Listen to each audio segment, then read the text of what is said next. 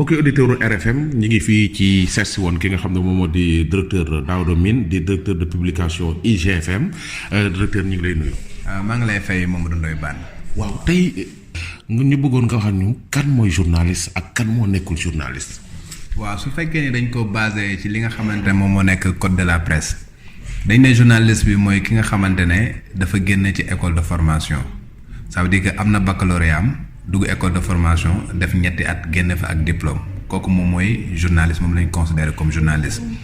mais article bi également article 4 bi dafa waxaat ne bu fekkee ni génnloo ci école de formation il faut que nga am licence ba pare nekk ci benn rédaction ñu formé la fa pendant ñaari at pour que nga ñëw ci commission de validation bi ñu valider sa expérience jox la carte nationale de presse nga nekk journaliste. waaye ministre de la communication daf ko étendre tuuti parce que dafa am ñu bëri ñu nga xamante ne ñu ngi ci presse bi léegi ñoo xamante ne sur la base de code bi nga xam moom moo fi nekkoon donc amuñu génnewuñ ci école de formation amuñu licence mais ñu ngi exercer li ñuy woowee journalisme mais ñooñu pour que ñu mun leen considérer comme journaliste dañ ne il faut que ñoom ñu am expérience su fukki at pour que ñu mun leen considérer comme journaliste. donc tey bu may résumer tey jii ñi ñu mën a considérer comme journaliste au Sénégal mooy ku génn ci école de formation wala génnoo ci école de formation nga am licence ak ñaari at d'expérience bu fekkee ne mataloo ñaar yooyu yëpp nga nekk ci benn rédaction def fa fukki at ñu doog la mun considérer comme journaliste. loolu mooy journaliste léegi ma lay laaj tamit journaliste est-ce que dafa war a far maanaam su fekkee làmb la pour su fekkee affaire coow la lu am ci marché ou bien muy côté politique surtout politique yi bi nga xam ne moom moo gën a fës journaliste bi est-ce que am na fa muy far wala fa mu dul far. journaliste nit la kenn mënu ko tere mu am xaj na fu mu féete wala fu mu féetewul mais dañ ne ci liggéeyam warul fësal féeteem boo nekkee murit sa liggéey waruñu sentir ne que ni murit nga boo nekkee tijaan sa liggéey waruñu sentir ne tijaan nga bu fekkee ne chrétien nga sa liggéey waruñu sentir ne chrétien nga bu fekkee ne jullit nga sa liggéey waruñu sentir ne jullit nga liggéey bi ngay def li ñu la ci laaj moom mooy nga collecter information vérifier ko diffuser ko te loolu nag waroo ci boole benn sentiment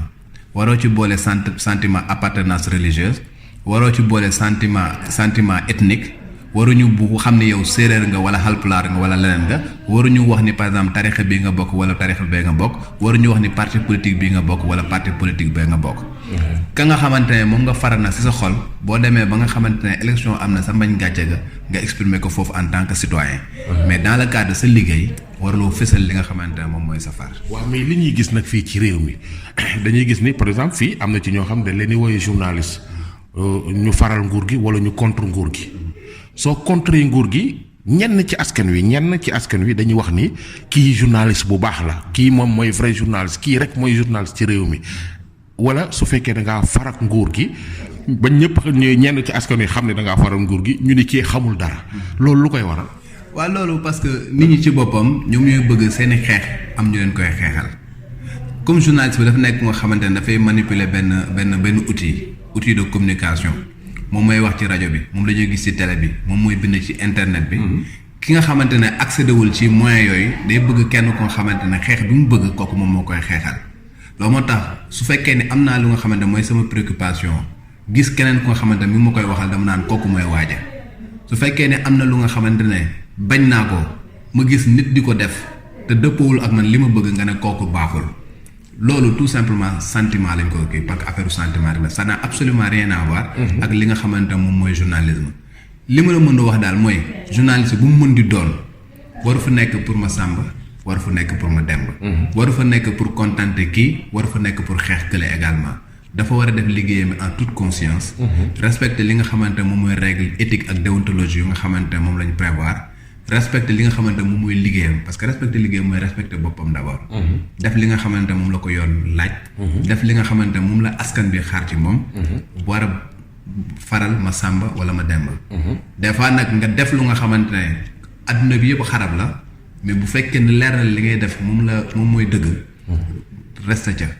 parce que sa cëppaandaw ga. dëgg rek mooy mujj. dëgg mooy mujj am na lu la fal lu bees loolu lan la. waaw loolu moom mooy commission nationale de la carte nationale de presse.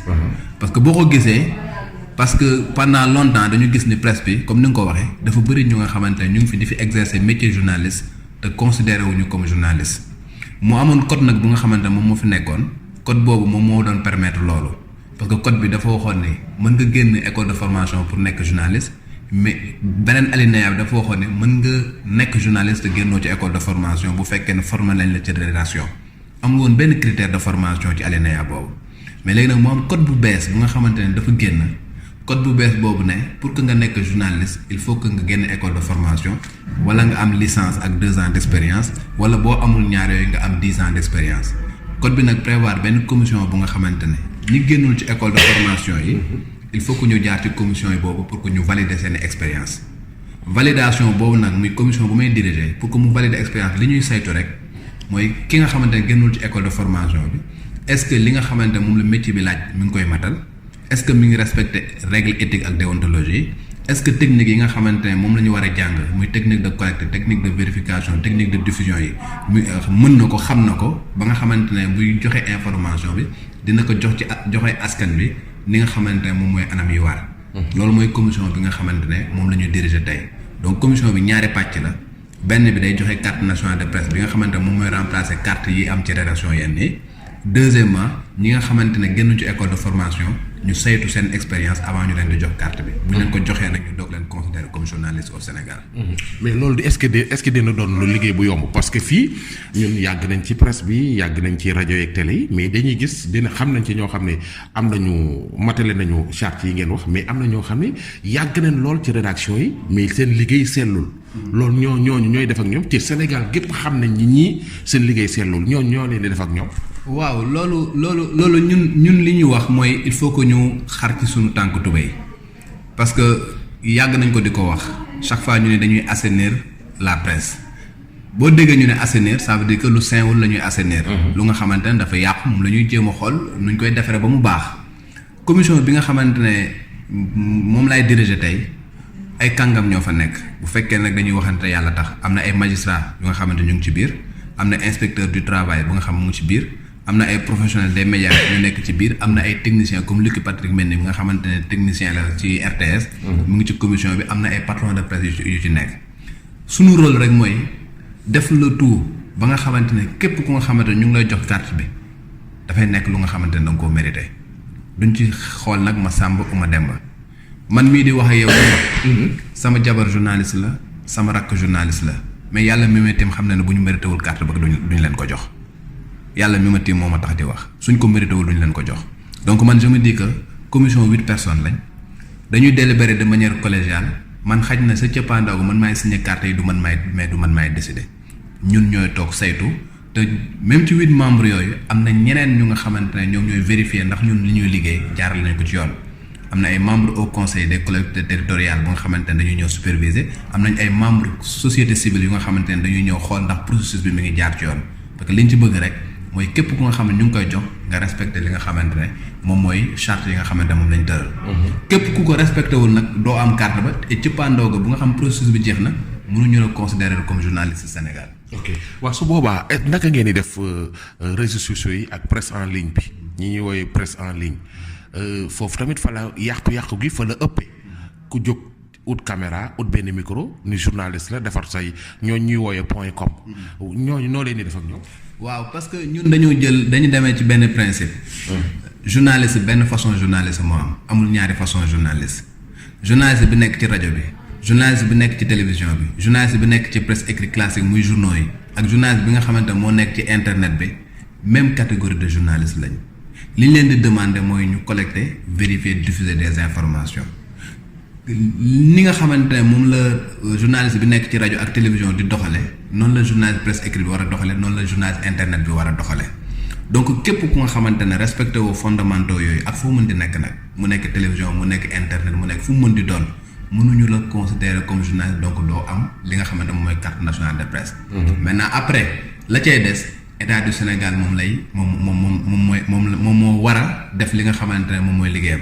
parce que tey jii bu ñu gisee waaju nga xamante ne jàpp na ne policier la te fekk nekkul policier état dina dal ci kawam. faux usage de faux. faux usage de faux. tey jii bu ñu nee yaa ngi ñëw ne da ngay def exercice médecine alors que amuloo aptitude wala diplôme yi dañuy jaar sa kaw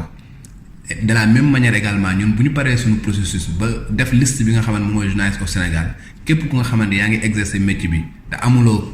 aptitude wala kayit yu nga xamante ne moo lay permettre nga def ko yoon dina dal sa kaw état du Sénégal dina dal ci kaw exercice illégal de la profession lay doon. kon daal da ngeen a bëgg a dem ba nekk comme daal ordre des avocats ordre des médecins ordre des journalistes foofu ngeen jëm. waaw peut-être bon ordre ñun commission bi peut-être rôle am du nekk foofu mais comme ordre des médecins nu muy fonctionner ak ordre des avocats nu muy fonctionner ci cëppaandaw ga processus bi foofu lay mujjee parce que tey jii boo demee avocats yi am nañ lu ñuy woowee tableau des avocats boo demee da ngay gis ni am na benn liste avocats yépp nga fa. ñi nekk Sénégal yépp. Sénégal yi nekk yépp boo demee ne boo ñëwee xool nga xamante ne kii avocat sénégalais inscrit au barreau du Sénégal nga dem ordre des médecins boo fa demee xool ñu defal la liste de tous les médecins du Sénégal ñun également bu ñu paree dañuy def la liste de tous les journalistes du Sénégal. bu ko defee képp ku nga xam ne mi ngi organiser manifestation Mamadou Ndoye Bane bu ñëwee jàkkaarloo ak moom ñëw na ko moom journaliste la mën na am possibilité vérifier ndax effectivement journaliste la wala du journaliste. mu nekk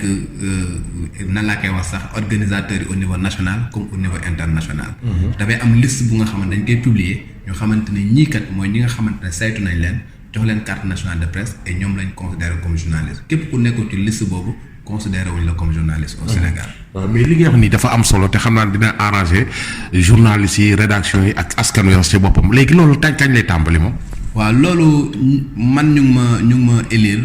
bërki démb muy àllarba. altine wala talaata incha allahu rabbi ministre bi dina organiser cérémonie pour installer membre commission bi.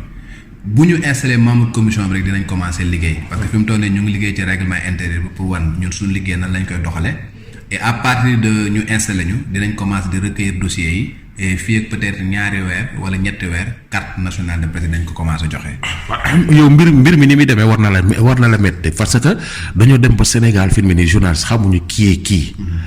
ku ci nekk xamul sa rôle ku jóg ñun les journalistes yow mbir en tant que journaliste da ngay lire wala nga seetaan loo xam ne yenn saa yi jooy rek moo lay dese. non daf lay métti parce que Mamadou Ndoye Bane bu fekkee dañuy waxante yàlla. yow des fois da ngay rus ni sax ne journaliste nga des fois nga dem ay yenn béréb yu nga xamante ne nga gis nit ñi nu ñu comporté woo yow xam nga ne lii jombale nga ko sa bopp. parce que yow journaliste nga formé nañ la am nga benn éthique bu nekk ci yow am na ay technique de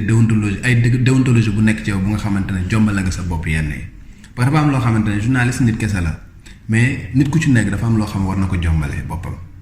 léegi nag bu fekkee ne nag dañ la tàggat nu ñu la war a tàggatee. nga xam li nga xamante ne moom mooy sa responsabilité en tant que journaliste nga xam lan mooy information ak sensibilité information bi am na yoo xamante ne ku koy def sa nawloo woo ko donc yow bu fekkee ne yow journaliste professionnel nga gis ñenn ñu nga xamante ne du ñu ay journaliste peut-être ñu ngi ñëw raqueter nit ñi wala jël xaalis nekk di menacer nit ñi affaire genre yow mi nekk journaliste professionnel non seulement daf lay métti mais yow lay njëkk a porter préjudice parce que dañ la fekk ci liggéey bi nga xamante moom mooy sa liggéey yow mu nekk sa profession non seulement ñu xajamal ko mais ñu yàq deru journaliste yi ba nga xamante ne yow sa bopp da ngay am problème. c'est vrai parce que xaw ma ndax yëngoo koom déet mais am na dëkk bi dem nañ ba nga xam ne am na ay émissions yoo xam ni dañ koy jaay maanaam te groupe de presse bi du ko yëg. mel ni man Ndoye Bane ma nekk journaliste ba pare def benn émission boo xam ne ñëpp koy seetaan wala ñëpp koy déglu ma koy jaay te kenn du ko yëg xaw ma ndax yëg ngeen loolu xaw ma mais man loolu dafa bari trop ci dëkk bi. man li may ñaan ñi nga xamante ñooy organisateurs yi wala ñi nga xamante ñoom la ñuy def loolu que ñuy dénoncer loolu parce que tant que commencé wuñu di dénoncer bi yenn pratique yi tant que journaliste bu nga xamante ne mi ngi def naka su dul noonu weeruñu ko ba mu mel ni géej pratique yooyu mën na continuer. ku nga xamante ne mi ngi lay chanteloo il faut pas céder au chantage il faut nga porter plainte s'il le faut ki nga xamante ne mi ngi lay laaj xaalis pour une émission da nga ko war dénoncer wala boo wootee ci rédaction bi. di nga xam ndax émission boobu ñu lay wax ne da nga war a fay di nga xam ndax émission bi da nga caa war a fay wala waroo caa fay. non ki nga koy jaay xam na ni kenn waru caa fay mais xam naa ne relation ñaar ñi le soi-disant journaliste ak l'homme d'affaires ou bien le politicien ñoom ñaar seeni relation mooy dem ba nga xam ne njënd ak njaay day xaj ci seen diggante te groupe de presse bi ñu toog ñoom ñaar toog jàkkaarloo di def émission askan wi di seetaan ñu yaakaar ne lii lu normal lay tout fekk émission bu ñu ñoom ñaar am na lu ñu seq ci seen biir. ok waaw dans ce cas là affaire corruption lay doon entre ñoom lay doon. xaj na bu nga xamante ne rédaction bi yëgu ko wala ki nga xamante ne moom mooy patron de presse bi yëgu ko peut-être loolu moo tax sanction du jëpp. mais toujours est-il que nekkul lu nga xamante ne lu jaadu la nekkul lu nga xamante ne lu yoon la nekkul lu nga xamante ne dafa mu tëddee dafa arrangé organe de presse bi nekkul lu nga xamante ne dafay yëkkati profession bi nga xam mooy profession journal. bu nga xamante ne pour man. métier bu noble la. ay noble ñoo ko war a continuer. fi mu ne moom da ngeen a taxaw temm pour régler pour bale kër gi daal. man de dama jàpp ni dañu taxaw pour def li nga xamante moom moo waroon am depuis. li waroon am depuis mooy profession boo gis dañ ko réglementé. n'importe qui mënul nekk militaire n'importe qui mënul nekk policier n'importe qui mënul nekk avocat n'importe qui mënul nekk médecin am na lu nga xamante moom la yoon dëral n'importe qui également warul nekk journaliste parce que journaliste également dafa nekk profession bu nga xam profession bu sensible la parce que boo ko doxalul na nga xamante ne moom nga ko waree mën nga détruire une vie mën nga dàqalu nit ci liggéeyam mën nga tas ay sëy mën nga yàq nit ki àddunaam ti faaxan kooku nag ki nga xamante ne mi ngi def loolu dafa am responsabilité bu ko war dafa am ay règles yu nga xam ne foofu la war a tënku pour mën ko exercer. bu ko deful nag yoon dafa war a tegu ci kawam. mbokki auditeurs yi ñi ngeeg ki nga xam ne moom moo di Modou Bane di directeur de publication Dakar Times. journaliste est-ce que moom war na mën a farak nguur wala war na mën a contre nguur parce que dañoo nekk ci réew moo xam ni soo faree nguur gi dafa mel ni askan wi am ñenn ci askan wi dañ naan yow doo journaliste bu baax xamoo dara.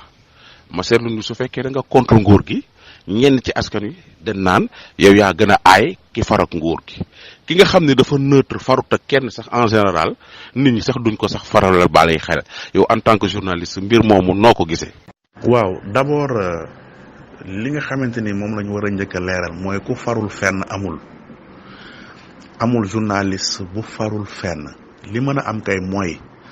da ngay faral nit te doo ko fësal ci sa liggéey. nga faral nit te bu tere bu juumee nga wax ko ni ko juum nga bu amee dëgg nga wax ko ni ko am nga dëgg li nga xamante ni moom la journaliste warul def mooy farat ci liggéeyam maanaam jël liggéeyam di liggéeyal nguur di ko défendre di def daal affaire militant journaliste warul nekk militant. journaliste li mu war a def mooy nga yor sa journal wala nga yor sa rajo wala nga yor sa télé wala nga yor sa site internet koo munti faral bu amee dëgg nee ko am nga dëgg bu amul dëgg nee ko amuloo dëgg mais journaliste bu farul fenn amul kenn ku nekk am nga politicien bu nekk sa xol nit ku ne am nga mbër mu nekk sa xol nit ku ne am nga sëriñ bu nekk sa xol nit ku ne am nga plat bu nekk sa xol nit ku ne am nga oto boo bëgg sa xol nit ku ne ku jàkkaarloog sax ak ñaari ginaar yu xeex sax dina am koo faral waxuma laa nag bu fekkee ay nit la mais li ñuy bañ mooy liggéey bi ngay liggéey sa far waru cee feeñ loolu benn la tey boo ñëwee dëkk yu mel ni France dafa am journaux yoo nga xamante ni dañ naan journal bi journalu droite la comme Figaro ñu ne journal bi journalu gauche la comme Libération ñu ne journal bi journalu église bi la comme La Croix yaa ngi comprendre ñooñu dañuy défendre ay idéologie mais téréwul waa Libération bu benn président bu gauche nekk au pouvoir Libération ne leen di critiquer waa Figaro bu fekkee benn journal benn pouvoir bi dafa nekk droite mu def erreur Figaro da koy critiquer objectivement waaye du ñu jël journal bi def ko mu nekk journalu parti wala ñu def ko journalu militant boo faree nit lu mu def nga ni baax na boo ko contrer lu mu def nga ni baaxul loolu journaliste warul taxawee noonu problème bi nag mooy Sénégal journaliste yi dañ dul assumer seen far maanaam dañuy faral nit di ko jëfee di ko wane ñëpp di ko gis te boo leen ne yow ko diw nga faral ñu lànk ni dama indépendant non loolu nit ñi dañ koy gis di ko def ci seen liggéey déjà ñun sénégalais yi nga xamante ni ñooy lire journaux yi di xool télé yi di xool rajo yi di xool site internet yi xam nañu ku nekk foo far ndax gars yi dañu dul am pas-pas ak sago yi mën a nëbb ki ñu faral te di défendre dëgg tey wax dëgg tey di informer rek sénégalais sans pour autant ñu jéem leen orienté ci ki ñu bëgg wala ñu jëm leen désorienté ci ki ñu contre problème boobu loolu lañ war a njëkk a combattre ñun en tant que journaliste booy liggéey daal fexeel ba bu Balla Gaye ak Modou Lo di bëre nga faral Balla Gaye fexeel ba booy reporter ci télé bi wala nga koy wax ci sa site internet wala nga koy bind sa journal wala sa rajo fexeer bu kenn xam ni kat reporter bi kat Balla la faral wala Modou Lo la faral. bon man jàppu ma ni dafay yàqu am na ay yàqu-yàqu comme secteur yu bari gis nga fii dañuy xëy jàpp ay faux douanier jàpp ay faux gendarme jàpp ay faux policier jàpp ay faux médecin waaw yooyu yëpp dafay am ndax lépp loo gis nit di ko def mu lew am na ku ne ca wet gi di ko def ca façon bu lewul jàpp ma ni métier journaliste bi dafa yàqu mais tey ji ak code de la presse bu bees bi nga xam te ni voté nañ ko je pense que occasion na pour que ñu def assainissement et puis jéem a vraiment mettre de l'ordre dans nos rangs et c'est l'occasion aussi de féliciter le président de la République de féliciter également CEDEPS CORED SYNPICS appel structure yëpp yi nga xam te ni dañuy nekk di yëngu ci mbiri droit ak devoir journalistes yi donc je pense que daal problème yooyu moom loi bi moom buñ ko appliqué yëpp dina jaar yoon incha allah. bon xam nga patron de presse yi moom ay chef d'entreprise lañu dafa mel ni rek ku créer entreprise BTP wala ku créer entreprise bu yëngu ci affaire alimentation wala ku créer entreprise bu yëngu ci affaire nettoiement wala kuy créer entreprise bu nekk ci wàllu pétrole wala diamant wala or les patrons de presse ay chef d'entreprise lañu mën na am ñu nekk journaliste mën na am ñu bañ a nekk journaliste nekk homme d'affaires bu ñëw créer journalam mais aujourd'hui état bi moo war a créer un environnement boo nga xamante ni dafay permettre patron de presse bi mën a liggéey normalement am gagner ay revenus pour mën a assurer continuité entreprise bi parce que dañuy faral di wax woy gouvernement bi dafa war a recruter ay nit ñu liggéey ñëpp mënuñoo liggéey ci biir administration bi c'est pas possible tey jii rajo yi ak télé yi ak journaux yi ak sites yi bu ñu tëjoon tey jii population chômage Sénégal day yokk lu bare kon patron de presse yi dañoo xeex lu bëri ci lutte contre le chômage bi am Sénégal loolu rek l'entreprise rek moo mën a tax chômage wàññeeku Sénégal mais gouvernement bi état bi mënul recruter ay jeunes di leen dugal ñuy liggéey ci administration bi c'est pas possible donc li ñu war a def mooy encourager l'entrepreneuriat jàppale les patrons de presse pour que ñu mën a am ay moyens pour que ñu mën a recruter ay nit pour que ñu mën a nekk ay entreprises de presse yu normal yu nga xamante ni du ñu am benn problème dans leur fonctionnement loolu état bi rek moo ko ni mu ko war a defee mooy aide à la presse bi loolu lu baax la mais marché publicité bi niñ ko war a répartir pour mu ñëw également ci entreprise de presse yi mais dafa déséquilibré loolu tam dafa am ay conséquences dans le fonctionnement de l'entreprise ba tax na entreprise yi ni ñu mën a doxee ni ñu mën a nekkee en norme ak fiscalité bi ni ñu mën a recruter ay jeunes ñu liggéey ñu leen di fay ay salaires yu normal loolu dafay jafe ndax jàppale bi dafa des et mais tam pour jàppale bi mën a nekk lu dëgër il faudrait que ñu am réorganisation defaraat secteur bi ba mu jaar yoon pour que nit ñi mën a di recruter entreprise de presse yi mën di développer ñu mën a am seen indépendance en tout cas indépendance sur le plan financier. Monsieur Barthélémy Ngom tey dañu nekkoon seet si woon la ci sunu émission bu ñuy def thème de la semaine ci wàllum liggéeyu tas xibaar kan nañ mën a wooyee journaliste. bon journaliste mooy d'abord ki nga xamante ni def na formation di collecter information di dajale pour siiwal jox nit ñi xam. kooku mooy journaliste. est-ce que journaliste mën na far ak ci suy joxe xibaar wala mu contre ci suy joxe xibaar wala mu neutre. journaliste day neutre parce que boo neutrewul tu ne peux plus être objectif ci sa liggéey en quelque sorte journaliste du far Youssou Ndour wax na ko journaliste warul am fu muy féete parce que boo ko defee rek ta façon de rendre compte yenn événements yi da nga ciy am benn penchant te loolu c'est pas conseillé ci métier bi. warul far ci liggéeyam. waaw warul far ci liggéeyam liggéey bi tu dois être à équidistant yem ci digg bi sóoraale ku nekk booy def sa liggéey nga def li ngay liggéey en toute objectivité de façon très claire. Intérieurement am na koo waral. waaw au fond de toi nag au fond de toi mën nga am mais que cela ne se répercute pas ci sa liggéey mu bañ a feeñ ci sa liggéey parce que nit ku nekk également du ñu ne am na foofu mais souvent dañuy wax naan journaliste yi ki mu war a faral mooy askan wi. mais fii Sénégal dama gis ni su fekkee affaire politique la wala su fekkee journaliste bi nga xam dafa contre nguur gi da ngay xool ñenn ci askan wi dañ naan kii journaliste bu baax la mais su xaw a faral nguur gi dañ naan xamul dara. ñenn ñi dañ naan xamul dara. xam nga lu tax loolu. xam nga li koy waral parce que information boo joxe tey am na ku mu métti am na ku mu neex ku mu métti dina ne kii xamul dara ku mu neex dina ne Barthélemy mooy waaja. kii mooy waaja nga def ko tey def ko suba ñu ne kii daal vraiment c'est un vrai journaliste fekk yaa ngi def loo xamante ne gis na ci boppam. vrai journaliste nga boo defee loo xamante ne gisu ci boppam mu xarab la loolu rek moo am. moo tax ma ne dafa war a équidistant travailler en toute objectivité donte nag information boo joxe am na ñu mu neex am na ñu mu naqari.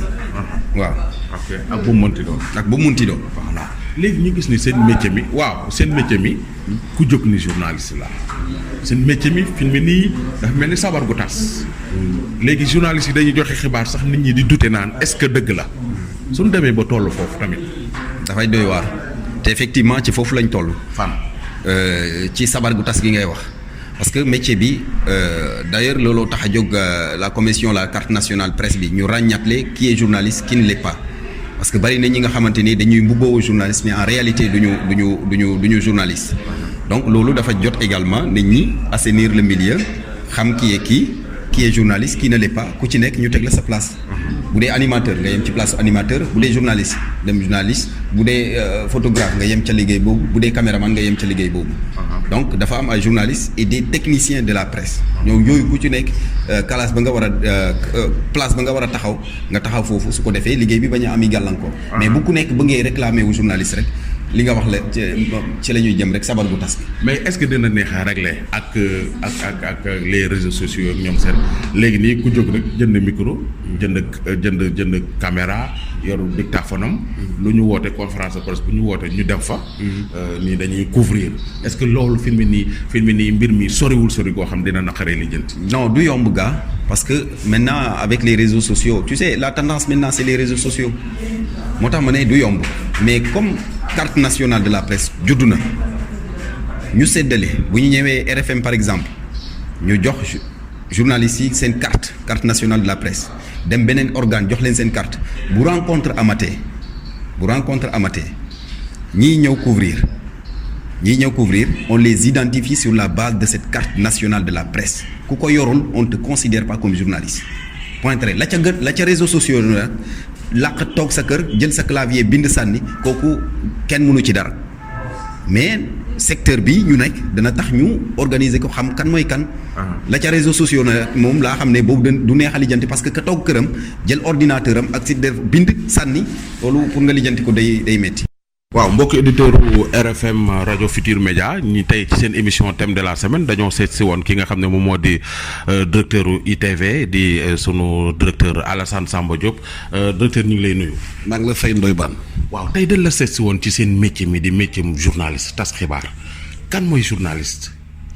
Sénégal de léegi dafa mel ni dafa jaxasoo xamatuñu kuy journaliste xamatu ku dul journaliste yaakaar naa loolu moo taxoon bu yëf yi jaxasoo. gars yi mettre en place code de la presse bu bees bi te xamante Abdoulaye Wade bokk nañu xamante liggéey nañu code de la presse boobu 2012 la woon ñu yóbbu ko assemblée nationale di Macky Sall ñëwee ñaari yoon ñetti yoon ba ñu voté ko. bi ñu ko voté ba léegi nag. dafa am lu ñuy wax décret d'application. décret d'application mooy lu ñuy woote loolu ñëw ministère de la communication war a jël appliqué ko. boobu ba léegi nag kenn xamul la moo tax appliqué kuñ décret yi. mu bloqué. nit ñi xamul fan la bloqué parce que bu ñu wootee code mu jàll assemblée jàll conseil des ministres décret d'application rek moo ci des nga jël ko appliqué ko loolu mooy jafe-jafe bi ñu am. jéego bu ñu ci defagum mooy suñu naataangoo ñu ngi koy féliciter au passage Daouda Mine ñu mettre en place commission nationale carte d'identité de presse nommé Daouda Mine pour nekk président bi te yaakaaruñu xëy na nomination boobu Daouda Mine dina xar tànk tubéyam non ñu mu àndal ci commission bi ñu appliquer loi bi mooy lan c'est-à-dire Sénégal ku nekk mun naa toog këram. jël ordinateur am jël logo i rajo jël logo RFM jël logo Walfadjri jël logo kii defar carte de presse boppam. dafa am journal xamante ne kenn gisul ci rédaction yi waaye foo dem ci rencontre. ñu nga fa toog mooy point com ñu woowee point com yi. kenn xamul fu ñu jógee kenn fu ñu génn ñëw toog yenn saa ñoo ñuy gëtën ñuy organiser séminaire yi rencontre di leen laaj ay per diem. dañ leen menacer sax yenn saa. kenn xamul fu ñuy liggéey fu ñuy émarger. parce que laaj na métier bi ñu clarifier ko jam kii quoi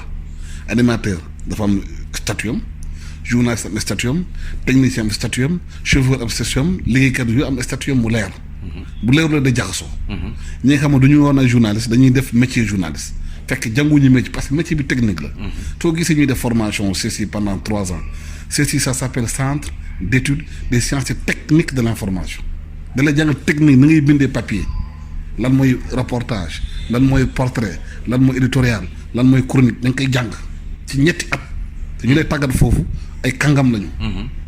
ñoom Djib Diédhiou ñoom Mamadou Koumé. ñoom ndem si yàlla Alioune Touré Dia. ay yeneen ñu xamante ne dañoo xam Mendes Camara. ñoom ñoo lay formé soo génnee fu xam lan mooy métier journaliste ñu tàggat la nga xam ko. waaye léegi am na xamante ne soxlatuñ loolu. dañuy dugg si benn rédaction bind ñaari ñetti phrase nekk ay journaliste lañu. ñeneen ñi créé site internet yi lu jeex. kenn xamul fa lañ jógee. ku nekk di dóor fu lu la neexee. loolu indi jaxasoo nag indi fausse information indi manipulation ba xàmmeetuñu kan mooy kan. yaakaar naa état bi am na responsabilité. clarifier les choses parce que presse du affaire bu ndaw. presse dafa important ci réew. presse dafa ànd ak démocratie ci réew. monde yoo gis fii soo gisee Donald Trump mënul def lu ko neex États-Unis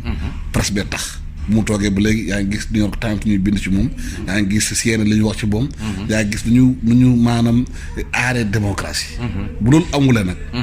yëpp jaxasoo kenn xamul kan mooy kan du ñu xam sax fu dëkk bi di feete. nga xam ne tey jii gis nañ ñu ni journalistes yi léegi suñ joxee information yi sax askan wi dañuy poser la question est-ce que dëgg la. waaw mais parce que ñuy joxee fausse information ñoo bëri am na benn phénomène bu am c'est un phénomène aussi mondial bi ñuy tuddee fake news.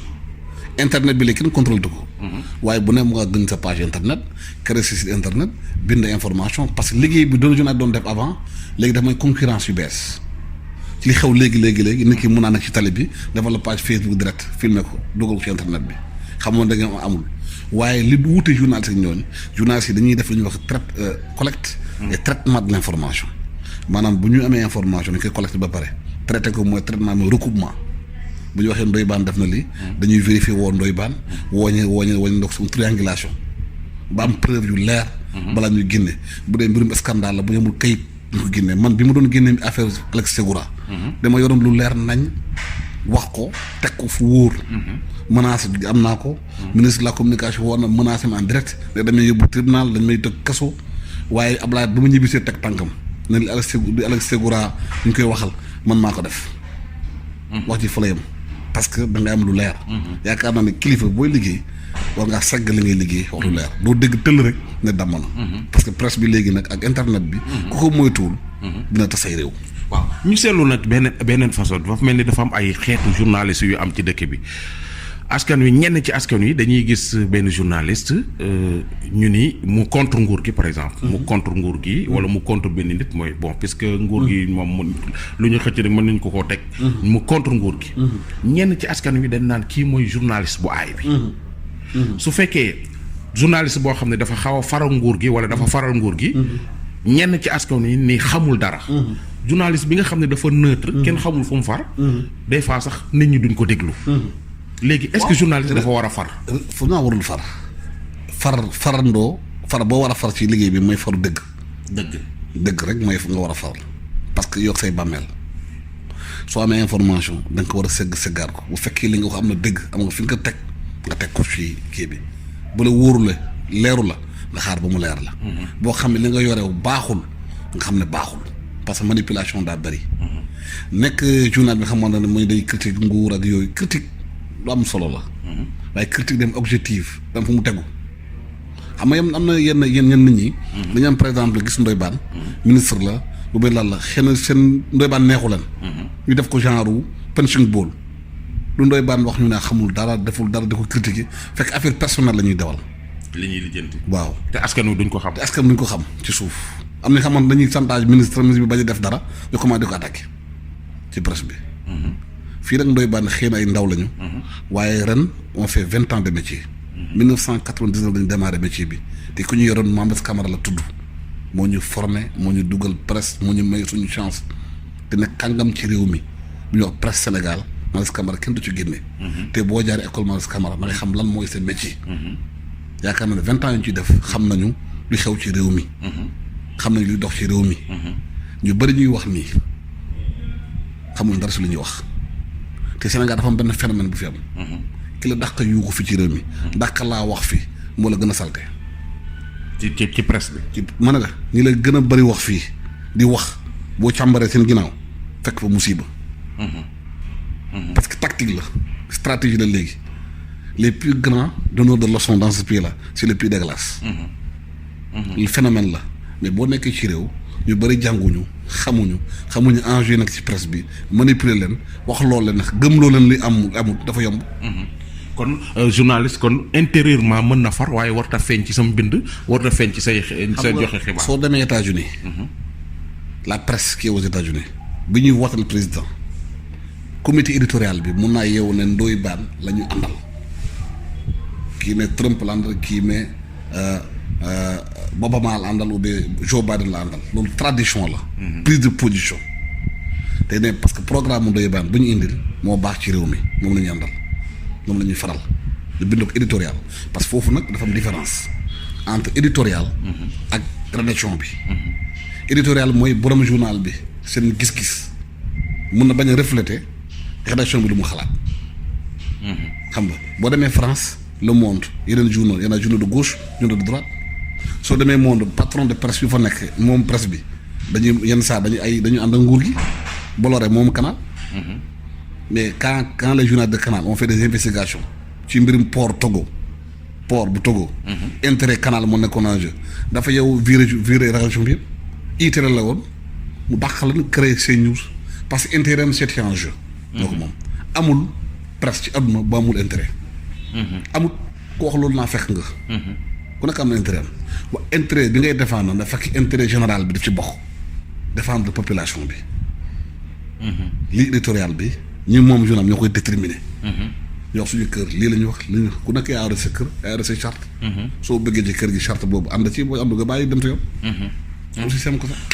kon daal li ñenn ci askan wi liñ foog du ko maanaam ki nga xam ne mooy critiquer par exemple nguur gi lu ci bari mën nga moom la ñenn ñi yaakaar ni. c'est le bon journaliste. pour critique mun na critique objective.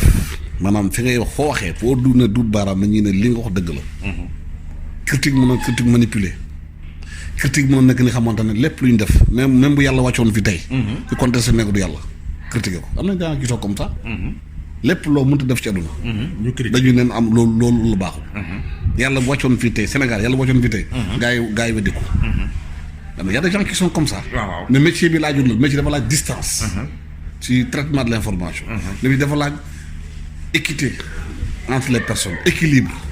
su ma demee ci Ndoye Bane ne Alassane Samba Diop nii la mel war naa mën a jël parole Alassane Samba tontu Ndoye Bane. nga tegandoo ñaari version yëpp nga bàyyi population yi décider mais même choix de mot dans un papier mun a maye position. malheureusement boo ko jëlee wax ko ci benn papier bi heureusement tu as pris position même écriture bi moo tax gaa yi jàng technique écriture. dafa moo yu nga war a choisir. dafa war a nekk des mots neutres dans le traitement de l'information. commentaire am na commentaire day tegu. ci dëgg éditorial day tegu ci ay fait mais doo toog rek yow sa xalaatu bopp yow nga daan loolu moo war a nekk dëgg am na journaliste booy rencontré tey dañu yaakaar ne Ndoye Bane c'est-à-dire seen xalaat bopp loolu Ndoye Bane war a xalaat. boo xalaatul noonu rek pour ñoom de le compte. c'est pas ça. ok suñ duggaatee ci rédaction yi les jeunes journalistes là ñi nga xam ne dañu génn CESTI wala ñu génn ci yeneen école yu journaliste ñëw ci rédaction yi souvent dañuy yàgg lool ci rédaction yi di def ay stage ak ñoom seen des fois duñ am dara des fois ñu leen di ñamal ay 50,000 ak ñoom seen est-ce que ñooñu tamit du pousse le jeune journaliste que ñuy dem di ko neexal ak ñoom seen ak di dem ci benn conférence de presse di xaar ay per Diop. waaw stage yi pour mën nañ ko réglementer te d'ailleurs sax y a une loi sur ça au Sénégal aujourd'hui dañu war réglementer stage bu journaliste ñëwee si stage pour ñu koy war a tàggat boo génnee jeune moom ay major yu ko war a surveiller di xool lu muy bind lu muy wax pap di ko corriger stage nag warul nag état éternel bu fekkee ne mu ngeen ko jël ngeen embauché ko ngeen jël ko boo leen ko jëlulee ngeen bàyyi ko am na benn phénomène bu am sax bu gaa yi dul wax lan moo tax Sénégal tey correspondant pratiquement rajo yëpp ak télé yëpp ay enseignants lañ ministre bi wax na ko keroog enseignant dañu war a dugg ci école dem jàngal yi bàyyi presse bi bu ñu bëggee def presse bi démissionné enseignement ñëw def presse parce que loolu manipulation da ci am tamit parce que bu naa nekk enseignant nekk correspondant d'une rajo mu nekk benn syndicat bi lu wax moom laay jàllale mais défendre position syndicale dans mes papiers yi may envoyé xam nga parce que loolu enseignant bu ñu ko defee journal bi ñu liggéeyee école yi nee nañu amul ay enseignant di jàngale ba pare bëgg nekk ba correspondant nañu dem jàngale ji seen école yi ba ñu démissionné nekk ay journalistes mu clair donc il faut clarifier les choses parce que bu ko defulee day am jaxasoo mënoon nekk enseignant nga am benn inspecteur bu la mettre en disposition inspecteur bii moom lu mu def ci école bi ensemble da ko wax bu safaan ba di ko protéger ñu protéger seen biir enseignant ñëw toog ci journalistes yi tamit yu génn école yi dañu nangu tamit dem ci région yi rédaction yi tamit dañu nangu recruter journalistes yi yóbbu lañ ci région yi pour ñu mun am liggéey parce que am na xale yu bëri yu génn ñu ngi taxawaalu fii ci Ndakaaru ou bien yeneen amuñu fu ñu jàppee am nañu seen diplôme il faut aussi que état bi aussi quelque part revoir régime presse bi taxes yi def régime spécial pour permettre aux maisons de presse de recruter des jeunes journalistes accompagner leen nu état bi dafay bourse DER di accompagner jeune de la formation journaliste ci war a bokk état bi dafa war a jël ay somme jox ko ay rajo ou bien ay fonds bi nga xamante ne dina tax jeunes yi bu ñu génnee mën dem région yi ñu wala ay salaire ok parce que affaire presse bu affaire caaxaan presse moo yore réew ma jox la benn exemple nit ñi bàyyiñ ci xel depuis 4 ans presse étrangère ñëpp nga ñëw toog Sénégal canal ñëw gré suñu yëf di concurrence suñu télé yi dañu bëgg tëj RFI indi 3 reporters sénégalais permanent saa Sénégal boo secrétaire déggu ci RFI France 24 même chose canal créé canal Olympia waa Bloomberg ñoo ko créé xam nga Bloomberg digital lu leen indi pétrole ak gaz moo leen indi Sénégal dañ ñëw pour accompagner seen état yi seen entreprise yi nu ñu toogee suñu réew yi ku jëlee sa communication réew téye sa réew ñoo ñëwuñu fii pour lu nekk Sénégal de mosuñoo ñëw Sénégal toogee nii parce que gaz bi am na pétrole bi am ñëpp a ngi ñëw toog canal bu ñuy créé suñu yëf tey jël production locale bi diffuser ko su yàggee tuuti dina wax ñuy def production bi nii laa bëgg ngeen xalaate lu tax RFI def pulaar di def man rek de pour neex Sénégalais yi de parce que ils savent que Afrique de l'Ouest pulaar bi nu mu fi lawee mandeng bi c'est des langues puissantes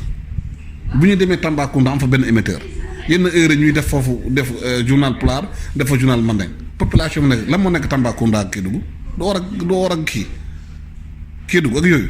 population yi nekk foofu bu ñu commencé di wax ak population yi suñu langue bopp dina wax loo ñoom lu ñuy xalaat gars yi di xalaatee noonu fu ñu jëm parce que affaire bi xeex bi nekkutul xeexu arme du arme tatata non amatul xeex bi ci communication lay jaar Amérique bu bu jëlee monde bi Frank lay toog ci cinéma moo tax ak musique am ak culture am fii nag suñu réew yi suñu nguur yi dañu dul xalaat ci yooyu alors que la culture et la communication dans un pays sont fondamentales dañu war a dooleel groupe de presse yi nekk fii ci Sénégal ngir leen jox doole mun a défendre culture sénégalaise mun a défendre communication sénégalaise bu RFI yeewoo tey wax manipuler information lu ko neex presse sénégalaise mun naa wax lu ñuy wax du dëgg démentir affaire du affaire enjeu la dafa garaaw waaw mais so day loolu day fekk presse sénégalaise bi organisé wu nag ànd lekk benn loolu laa wax presse sénégalaise dafa war a gën a organisé parce que xam nga àdduna ku nekk sa wërsëg ngay lekk kenn du lekk sa wërsëg bu mënaw yàlla lu mu tudd mooy am kenn mënu ci dara waaye presse Sénégal wane am solidarité seen biir mun a xeex pour seen intérêt bopp nit ñi sax mën nga sax bañ ànd sax. waaye seen intérêt bopp ngeen ànd pour défendre seen intérêt bopp. léegi beneen bi mooy ñuy dugg ci wuti ci réseaux sociaux yi seet nañ ni léegi benn nit bu mu neex jógee Pire jógee Ngaye Mékhé wala mu jógee sa dëkk ba Kanel jam Sandaga jënd caméra am jënd micro am rek ubbi benn site internet am nekk journaliste. loolu gën na garaaw sax léegi soxla sax loolu léegi da am portable rek. am live Facebook def sa journal na la neexee. adduna bii moo tëddee loolu. ak YouTube bi adduna bi moo tëddee loolu léegi mais loolu même loi bu bees bi am na réglementation bu ci am parce que soo demee États-Unis soo demee France pays nu nekk démocratique journal Le Monde munoo fa dem ci site internet bi bind post loo neex mu jàll ko dam koy segg am webmaster day xool li nga bind est-ce que méngóo na ak culture réew mi est-ce que li ngay wax dooy saaga li ngay wax du lu bon di doo ko génne mais fi kenn du ko segg la waaye bind neex nga def ko ci page ci site internet posté ko gars yi génne ko. soo waxee loolu si di naan woy day créer trafic pour am xaalis mais c'est inacceptable. loolu mun na ci porter plainte site bu nekk chaque jour si di ñu dem nga xamoon dañu yóbbu kaso. nekkoon naa benn journal mënuma ko tudd contribution la benn waaye bind si benn journal attaque benn ñu porter plainte directeur de publication bi ngay condamné ko parce que boo nee yow nekk directeur de publication boo yoree site lépp lu ñu ci génne même publicité virgule bu gën a ndaw yaay responsable. c'est la loi sur la presse gars yi xamuñu loi boobu. mais fii site internet yi nit da lay tooñ ba pare ñëw taxaw naa la maa ngi jéego. boo ko porter plainte jàpp. amul droit site internet di saaga nit ñi nu mu la neexee. ci classe yu ndaw yi dañu war a jàngal xale yi déjà. bas âge lan mooy digital lan mooy danger lan mooy kii bi. de programme bi xamante ne dañuy protéger les enfants. mais site internet yi moom bariwul ay journalistes te askan wi xamuñu ko te moo gën a dangereux ci li nga xam ne ñoom ñi ci yàq gi foofu la gën a ëpp. waaw mais xam nga dama la waxoon sànq ci njëlbeen ba dëkk bi jaxasoo na métier bi jaxasoo na ba ngeen xamatul kan mooy kan. nit ñi nekk si internet yi du ñu ay Maliens du ñu ay Kosovar du ñu Congolais c'est des Sénégalais suñu kër yi la ñu génne suñuy mag la suñu rakk lañu suñu doom la suñu sœur lañu. ñi def parti politique yi te même chose la. waaye Sénégal jikko yi ñoo lafañ parce que nit ñi jàngalatuñu xale yi xam nga Sénégal ñaari crise moo ko laal. la crise de l'éducation et la crise de la famille yi yaratuñu doom yi parents yi dañuy daw di wut tout le temps koppar. ak nu ñu dund leen njaboot bi. loolu moo war a dañ ci réew mi injustice baaxul ci réew. mais fii nag soo yoree xaalis presse bi su fekkee da ngaa yor xaalis li nga bëgg leen lay waxal li nga bëgg leen lay bindal. loolu du yoon. waaw loolu nag dignité la ku nekk sa dignité bopp nekk bu fekkee da ngaa fonk sa bopp am sa dignité bopp. respecte sa bopp di nga xam loolu parce que gis nga dans la vie ton verre est petit mais bois dans ton verre.